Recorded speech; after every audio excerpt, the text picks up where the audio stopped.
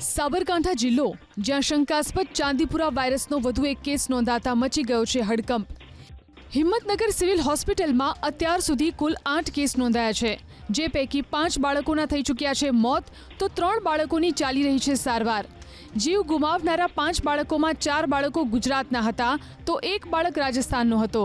Himmatnagar civil હોસ્પિટલમાં સાબરકાંઠા, અરવલ્લી અને રાજસ્થાનના દર્દીઓ સારવાર અર્થે આવે છે। શંકાસ્પદ વાયરસના લક્ષણ ધરાવતા તમામ દર્દીના સેમ્પલ પુણેની લેબોરેટરીમાં મોકલી અપાયા છે। આ વાયરસના લક્ષણ ધરાવતો પ્રથમ દર્દી 24મી જૂન હિંમતનગરની સિવિલમાં દાખલ કરાયો હતો।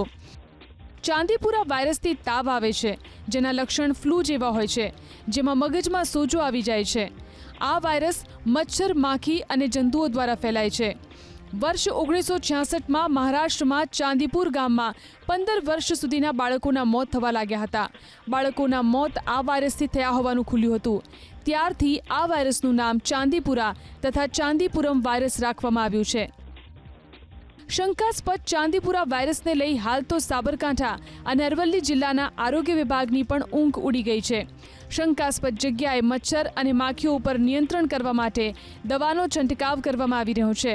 સાથે જ રાજસ્થાનના આરોગ્ય વિભાગને પણ સતર્ક કરવામાં આવ્યું છે।